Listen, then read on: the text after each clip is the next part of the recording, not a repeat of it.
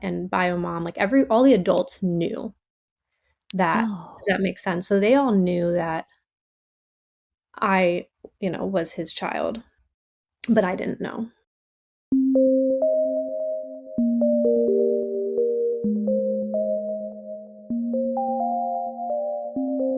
hello. You are listening to NPE Stories.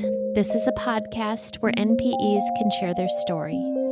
I am your host, Lily, and I found out I was an NPE through an ancestry DNA test that changed my life forever. NPE is a term that stands for not parent expected or non paternal event. This means that one or more of our parents are not who we believe them to be. NPE Stories is a podcast where NPEs can share their story of what their original family was like, how they found out they were an NPE, and what their journey has been like since the day they found out. Welcome to episode 235. Today I'm speaking with Molly. Hi, Molly. Hi. Hi, Mhm. I was a little nervous to do this today with you. Yeah, me too. This is my first time, I guess you could say, speaking publicly about my story. I met you 2 years ago at the Untangling Our Roots Summit, and I can't remember where we were. Was it Louisville? Denver? I think I just went to one. And yeah, I think that was Louisville. I really appreciated what you shared with me that day. I've heard of stories like yours, but no one has ever actually agreed to come on and record. So thank you so much for being willing to do this with me today. I think the podcast is the perfect format for your type of story because with a podcast, you don't actually, you don't see anyone. There doesn't have to be identifying information. And so thank you for coming on and sharing today. Thank you. Thanks for doing this podcast and for asking me. Am I going to see you at the Roots Summit? I think it's in a month or two in Atlanta. I haven't signed up yet, and I'm just trying to see if it's going to fit into my schedule, but I would like to go. Yeah. Will you be there? I'm speaking on the hidden health costs of misattributed parentage, and also I'm going to hold a few groups on rejection and finding closure. I think they haven't. The rejection group isn't for sure. So make sure and find me if you go. I'd love to see you again. Okay, I will. I'll definitely text you, and I hope to make it. Yeah. I have you down as identifying as an adoptee, but for some reason in my notes 2 years ago that I said I consider her an NPE. Mhm. I'm not sure why I wrote that, but should we go ahead and get started about your raising family and see if we can make sense of this? Yeah, that sounds Okay. good. Okay, so tell me who was in your raising family and you can explain the parent situation to me. So I guess technically I am an NPE and adoptee because I was adopted. I don't know the exact age, but I think it was sometime around maybe like 7 years old. But I was raised at least until I was about 3 years old with my bio mom and my raising father, who at the time and up until I was 12 years old thought was my biological father. And then when I was 3, it gets a little confusing, and I know a lot of these stories do. But when I was 3, my bio mom and raising father divorced. And then I would go back and forth between, again, as far as I kind of remember, I would go back and forth between the two of their houses. And then what happened was around 6 years old, my raising father ended up remarrying. And so at the time, I, kind of named his then wife, who he married, as my stepmom. And then later, like a couple years later, I think, again, I don't know the exact age, but they ended up adopting me. So yeah, and I am trying to think. I don't think I necessarily knew that information then. like that I was adopted and that my bio mom relinquished custody. So your stepmom, okay, and raising dad adopted you at what, how old was that?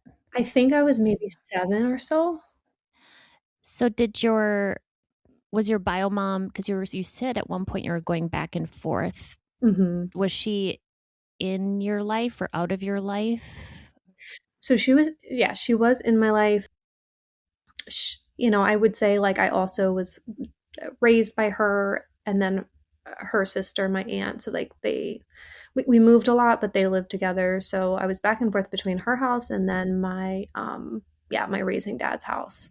And then when he remarried, still back and forth between the two houses, but it gradually got less and less Mm. time with my bio mom, like over the years. So like my time just gradually started to lessen that I was with her and at her Mm. house. Did you know why your time was less with her? At the time, not really.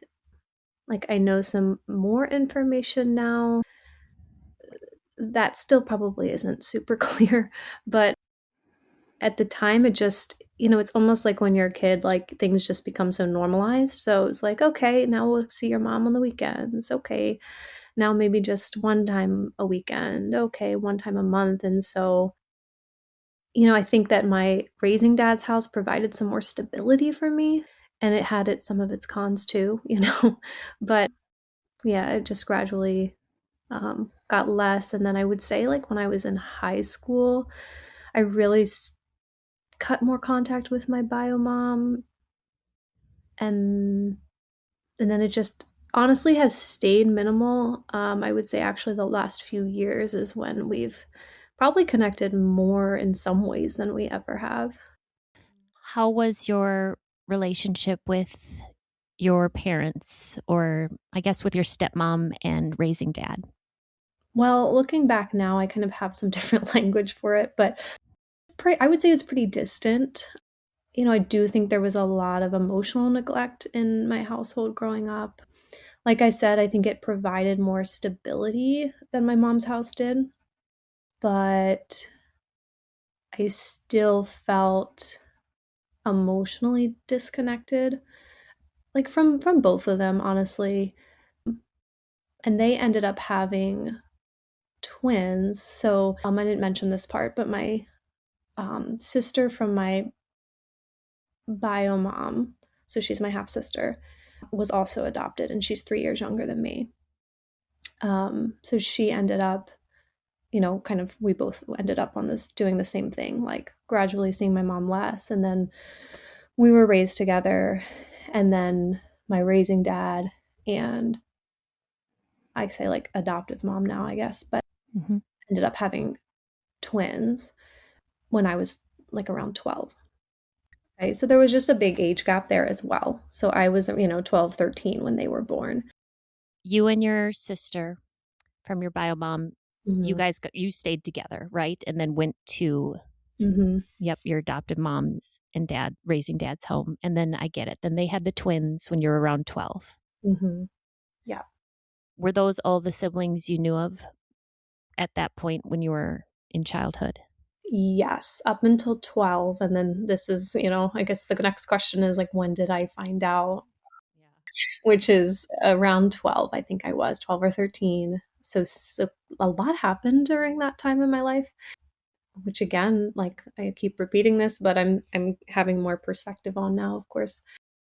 I found out at 12 who my biological father was, and that my raising dad was not my dad, and that I had two sisters from my biological father who I was actually friends with growing up because we all lived in a small town.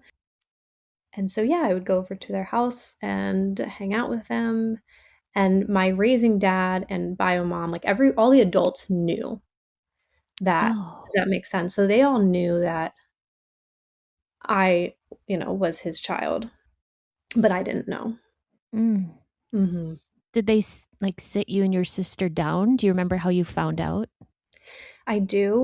I don't remember how, like, when my sister found out. I think it was around the same time I did, but it's interesting because we weren't together. So I found out my adoptive mom shared this information with me, and I was on the way to like a championship swim meet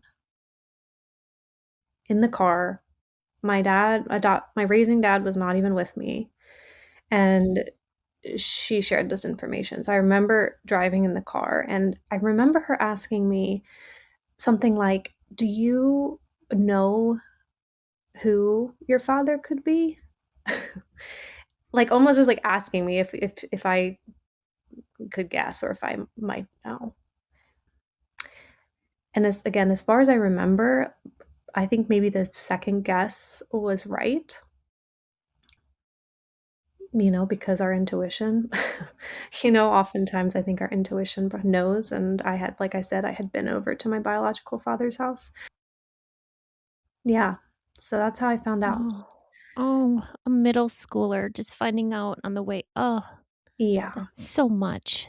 Yeah. Yeah.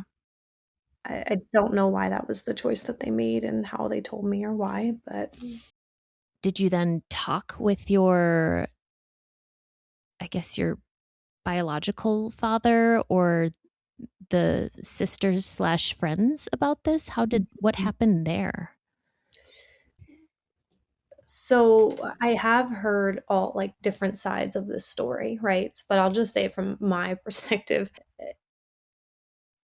I don't remember like actually having a sit down talk with my adoptive dad about it or with my bio dad about it. I just kind of remember it being like, okay, like Molly has this information now. And then I remember still going over to my bio dad's house,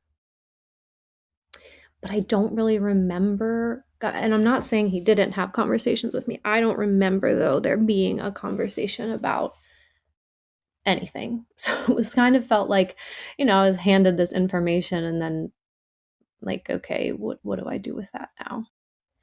And the part of me was excited, like, oh, like new sisters, but then of course there's so much complexity that of course comes along with that kind of information. Mm. Yeah, I have middle schooler, and I just can't imagine giving them that sort of information and then not having like a sit down or providing continuous support afterwards. How did these relationships change after that? So I remember also my contact. Like I said, I didn't have a lot of contact with my bio dad at the time, and I don't think I saw him or my sisters like a lot after finding out this information, but I did still go over, to their house, but then that also gradually like petered out. And then like I would say like my kind of main family ended up becoming my adoptive parents, my half sister from my mom, and then the twins. Like we kind of became a family, and then there was a lot of cutoff. It seemed like that happened with my bio dad and bio mom. Okay, so nothing really, probably in the teenage years, you'd say your family just stayed as that core group you just mentioned. Yeah. Yeah, and now that I'm thinking of it, probably because there wasn't a lot of continuing conversations around it, or I would say better support around it, that it just like would become awkward. Like I remember like, even in high school, in college, I went to a college in the same like small town. But like seeing my dad, particularly because I didn't grow up with him, like it was a little different with my mom when I would see her. But I can remember seeing him around town and just like not really being sure, like even how to interact, or my Yeah. sisters. Like I remember Yeah. seeing them and just being like this really disconnected, like awkward situation. And then, of course, I've learned more about the loyalty I think that adoptees can feel, towards their adoptive parents. I know there was a lot of that going on for me as well. Like I didn't even know what to do with my bio dad. when I would see him, and again, it was just jarring to like see him around town, but not really having this connection. Yes. Did you see like a resemblance or feel that with your siblings or with any members of, I guess it would be your half sisters or bio dad? Yeah, I think so. Like a lot of people would say like, "Oh, you look a lot like, your dad." Not a lot of people, but people who would know. And then like I would talk about like, "Oh, these are my sisters," and people would know them because again, we live in a small area. And the best way I can describe this is like it was so heady the way I would talk about it. Like even my story, I would just have this like almost like an elevator speech. Like, "Yep, this is my dad. These are my sisters. Yep, I was adopted." And it was very disassociated. Does that make sense? Like from Yeah. Oh, my yeah. experience. Yeah. And I don't think it was actually until recently that I've been a lot more embodied, like as I'm sharing my story and just being more connected to the depth of the impact of it all. Gosh, you're so right about having like that elevator speech version of your story. Yeah, trying to wrap it up in just a few minutes. It's, yes. Yeah, and I was really good at it. Like I was like, "Yep, this is my story." It was so autopilot. Like I said, it was interesting that my sister and I, but not really, became friends when we were younger, Mhm. and connected pretty well. So What are the differences in age ranges with you and the two other half sisters? very close. It's like 1 year, 2 year, and then 3 year. So the sister from my mom is 3 years younger, and then the two from my dad are, 1 and 2 year younger than me. So I'm the oldest, but not by too much. And to take a word from the adoptee community, they talk about reunion.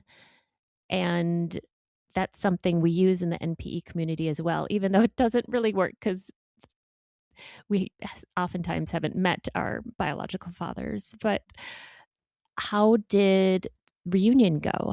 How did that go with, or did you have further reunion as an adult? Hmm. I did. Yeah. So reunion was very complex. So I guess I can share. Let me share a little bit of what led up to that. I think that would be helpful. I got married in 2018, and after the wedding, just a lot transpired, and I think had been kind of transpiring and building up over the years with my adoptive parents. And now I know this too, that oftentimes like weddings, funerals, events can really bring stuff to the surface. And so I think that's what happened at my wedding. There was just a lot of really hard things happened. My bio mom or bio dad was not at my wedding. It was just my adoptive parents. And without going into too much detail, I really took a step back from them, meaning my adoptive parents, after the wedding. The relationships were becoming really toxic. And it was just like I couldn't get peace in the relationship, unfortunately. And so that was, 2018. And I don't think it was until that point, maybe again getting married, in contact, that I really started to think more about reconnecting with my biological father.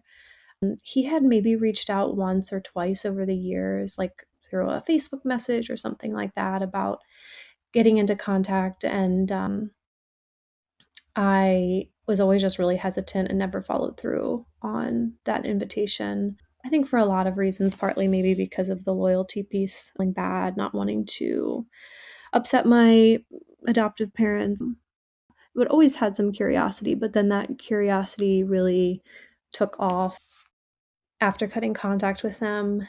And so I did reach out to my biological father. It was 2020. I was getting a new job.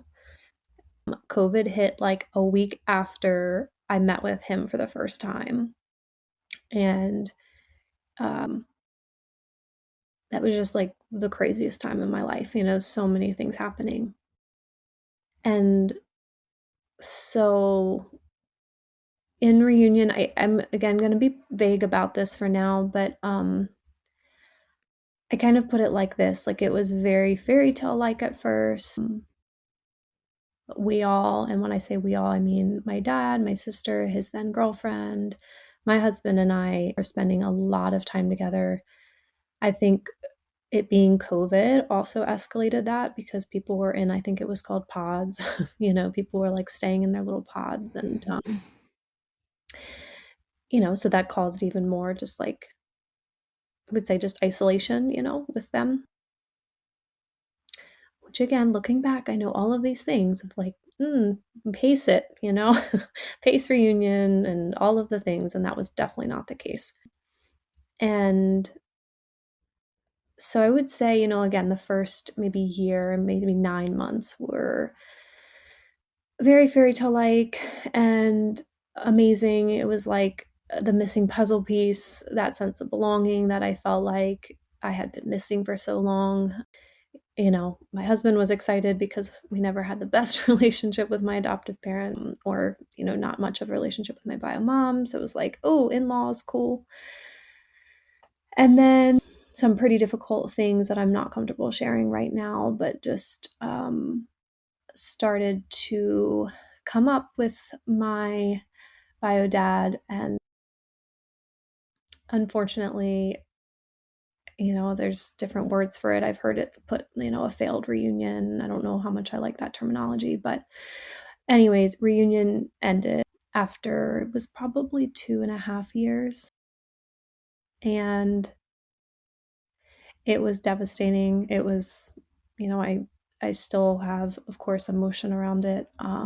But it was the hardest time in my life for sure. Like just it was like a whirlwind, going from these high highs and these low lows and just all of the grief that comes in reunion that I was absolutely not prepared for, of just again all the years that you miss, with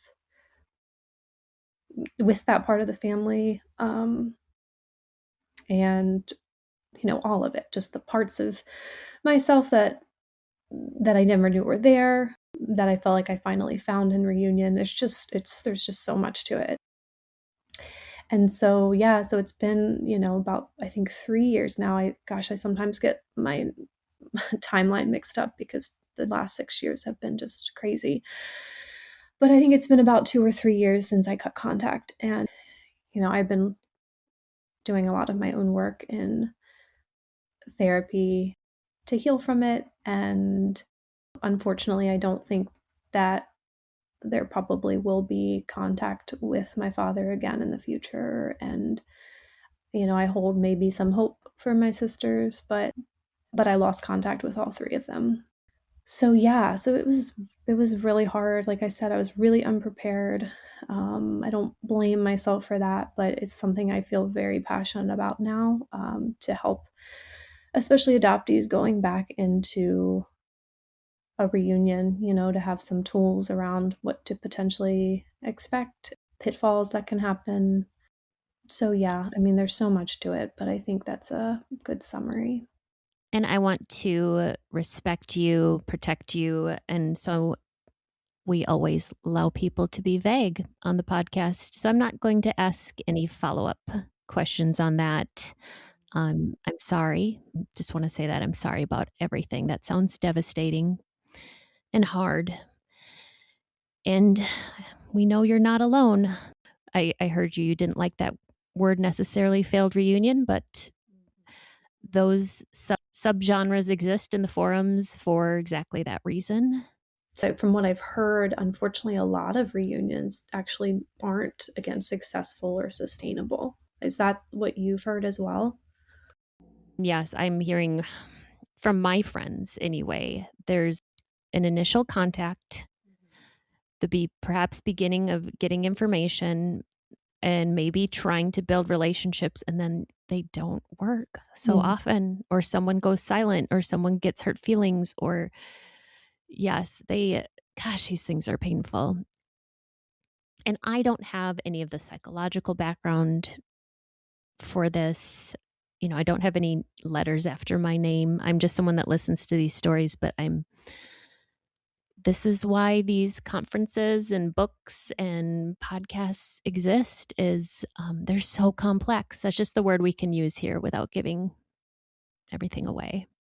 You mentioned therapy, and I saw you at a conference, and I know you're very involved with people. Let's just spend a little bit of time talking about what has been helpful through all of this hurt. What has been helpful to you? Yeah. And I want to say yes, maybe you don't have letters after your name, but you are like listening to stories and I'm seeing patterns, which is so important. And yeah, just Yeah. letting people say their stories. But what's helped? Well, I found a couple. I said a couple because I was seeing like a therapist before reunion who has always been a great support to me, and so she was there. And then I started to see someone. I started to see Leslie McKinnon, who has was just an angel, and I can remember just reaching out in a moment of desperation of being like, what is happening? Like this was all in reunion. And she was, again, very helpful in like normalizing and, being someone like in the constellation who can really get it. So she was such a help. And then I eventually found an EMDR therapist. And I actually am a therapist myself and went through an EMDR training. And was like, wow, I get the hype now about this EMDR. We're like in the training and all of the therapists are like crying as we're practicing the EMDR and I'm crying and I'm like, whoa, like what is going on? And it was Mm-hmm. just the wildest experience. So anyways, after doing that, I was like, I really need to do my own work around EMDR because I need it. And then also, I want to have I want to be able to empathize with what clients are feeling, right, as they're going through EMDR. So yeah, EMDR has been exceptionally helpful for me in just processing shame. Like I'm still in it. I've been doing it for about a year, I would say. But yeah, just processing the shame, processing, some of course, like just traumatic memories that have been sticking just not only from reunion, but from childhood. When you're in it, when you're in the therapy, it's like bringing up so many emotions. But the kind of premise of EMDR is like that's the point, is and to be with someone and to be in a safe place to let yourself feel those feelings again and try to like let it like metabolize or move through. And so I definitely know that that has helped my nervous system, has helped, I keep saying the shame because I think that's the biggest was the biggest weight for me, that I was carrying Yeah. around honestly all of my life, but especially after reunion as well. Yeah. Can I ask a couple questions about EMDR? Yeah, of course. Okay. So I've experienced it, and Mhm. I was doing it through, I don't know, I can't remember what it was called, point of conception. I might be saying that wrong. But do you ever, what is that word? Do you ever dread sessions and don't want to go and just want to change them to a talk session instead? You mean when I go into therapy? When you go in, yes. Oh, yeah, I do.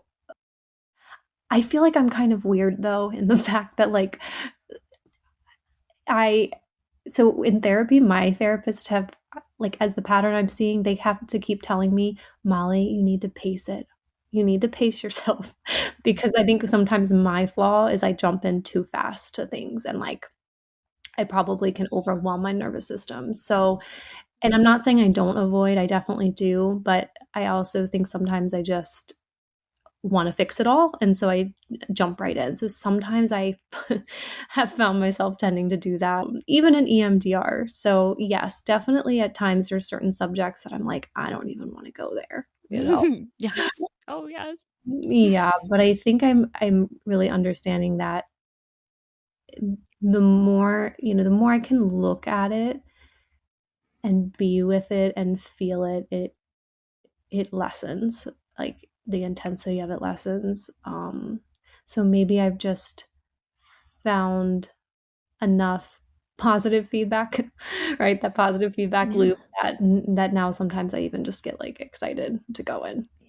I'm weird though. You're like, give me that healing. I mean, you're true though. It lessens. Like you go in beforehand and you have this whatever image event in your head, and then afterwards, that it is like lessened. That event is it's still there, but it's lessened. I get what you're saying. Yeah. Have you found it helpful? I have, but I do dread it. And I did one get very nauseous, and that was really scary. And I was like, I didn't like how my body responded. I'm like, am I gonna get sick? Yeah. Now she calmed me down and assured me, it was normal, but I was not. That really scared me. That scared Yeah, me absolutely. at the moment. And when I was in my training, there was one of the consultants or leaders who was saying that she keeps trash cans and trash bags in her office because sometimes people just throw up, and it Yeah. almost is like sounds similar to plant medicine. I've had Mm. people who have done plant medicine that and also EMDR and say it's similar. Oh wow. Yeah. So that's why I think like again, like me being in the training and seeing how intense it felt, I was like, wow, I need to make sure that I am doing this myself as well because I want to be able to be there, with someone in the intensity as well. Yeah. Feels. Yeah. So yeah, you're a practitioner of it, but you've experienced it yourself too. That's amazing. Mhm. I will make sure and put these in the resources mentioned, everything you've mentioned so far. Has anything else been helpful for you that we should add to the list? Well, I think just connecting with other adoptees and NPEs, like the summit, and then making a few other like pretty close connections has been a lifeline. Just again, knowing you're not alone in it. I've really like come into a faith also, which I don't, looking at it now, I'm like, I don't know how I would have done it without my faith. And like I said, I really came to my faith after ending reunion with my dad, and just the I've always been very spiritual, but I think just knowing like that God has plans for us even through troubles and tribulations, and even the scripture that really sticks with me is for I know that plans that I have for you, declares the Lord's, plans to prosper you and plans for hope. And I just know I was in a place of no hope. It was so dark. And I really speak of this after reunion, it was like I didn't think I could go on. And I've heard a lot of people come to faith at rock bottom, and sometimes it's like, dang, why does it have to take that long? But absolutely, that's been a big piece too that I wanted to name. Yeah. Yeah. And how about for your inner circle? Do you have support people or any family members back in your life that are of support to you? Um, well, so it's interesting, my husband is adopted as well. And we've been together for a long time. So his parents, have always been a major support to me. They were actually in the foster care system for a while, and my husband was, I think, the only one that they actually ended up adopting. So they just get it, and they've always just been a really stable support. Unfortunately, family members on my side, I don't really have much close connection to. I feel like I just have a lot of chosen family at this point. Hmm. That's where I'm right there with you, Molly. Mhm, Which yeah, is so sad when you're like, yeah, I don't really have a lot of contact with family members. It's so hard to describe that to people, but it but is. yeah. Yeah, and it's definitely a grief, you know. I think it's a grief that will be lifelong in its own ways, but yeah, I mean, I have some really solid supports. Molly, if people wanted to contact you to get in touch with you or know more about your story, could they do that? Yeah, absolutely. So, the best way to contact Molly would be to email npestories@gmail.com, reference episode 235, Molly's story, and I will pass along supportive messages her way. Molly, thank you so much for coming on and sharing with me today. I appreciate this so much. Thank you. Thank you, Lily. It was really nice to be with you, and I appreciate you. These stories are here for us to identify with. If you are an NPE and would like to share your story, email npestories@gmail.com. You do not have to give any identifying information. If you are an NPE and would like to share your story, I'd like to hear from you. Subscribe to this podcast to hear more. Come heal with us.